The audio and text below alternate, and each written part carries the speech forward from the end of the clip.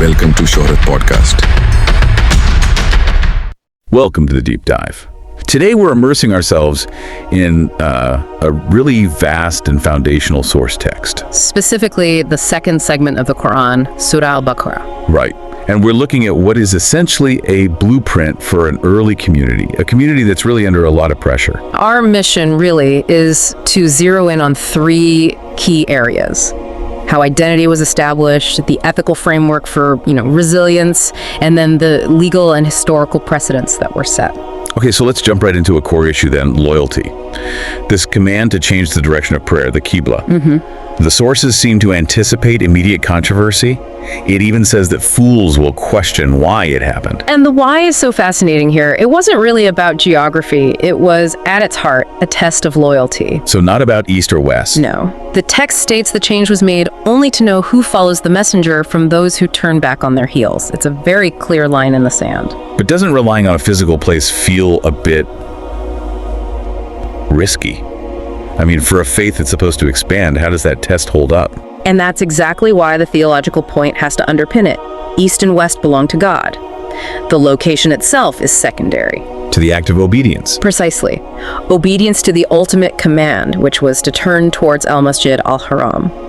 And once that test is passed, the community gets this new identity, this new designation. As a moderate nation, the Ummah Wasata. Yes, meant to be witnesses, standard bearers for the rest of mankind. It's a huge step. And once that identity is set, the sources, they don't promise an easy road. It's quite the opposite. Not at all. There's this immediate preparation for guaranteed hardship. The prescription is to seek help through patience, sabr, and prayer. And the source is brutally honest about what will test that patience. It just lists them right out.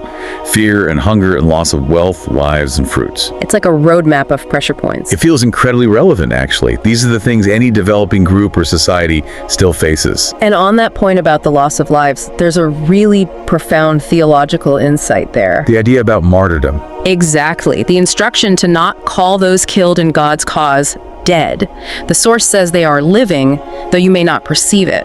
That fundamentally reframes the whole concept of sacrifice, doesn't it? It really does.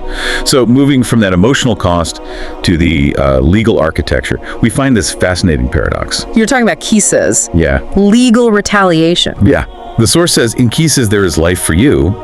How can there be life in retaliation? It sounds contradictory. Well, the paradox is all about preventing societal chaos. Qisas provides a very strict, defined limit: free for free, slave for slave, female for female. So it stops the cycle of vengeance from just spiraling out of control. Exactly. It prevents blood feuds from escalating. So the life is found in the stability that this defined framework creates. And it's not absolute, is it? There's an alternative. That's the key. The option for forgiveness or atonement is presented right alongside it as a relief from your Lord. The strict rule actually enables the mercy. That makes sense. Okay, to wrap this foundation up, the source shares this incredibly memorable story to illustrate leadership. The children of Israel asking for a king. Right. And they get Talut, who is Saul. And their first reaction is to complain. They reject him because he's not wealthy. A very human reaction. A very human mistake, yes. They're prioritizing money over the real signs of leadership God chose for him: superiority and knowledge and physical stature. And then comes the divine, tangible sign to confirm it all. The Ark, or the Tabut. It arrives, carried by angels, and the source says it contains tranquility and relics. It's this undeniable sign of divine choice that finally soothes the people. When you pull back and look at the breadth of these rules on fasting, divorce, the call to spend in God's way, it's just such a comprehensive blueprint. It is. It's regulating every single facet of life to build this community. A complete social architecture. And as you reflect on that structure and certainty, maybe consider this final thought. The sources insist that those given the book know the truth as they know their own sons. That's a powerful comparison. It is. So the question to mull over is, what is the nature of knowledge that is so intimate, so certain, that it's like recognizing your own child? What does that feel like?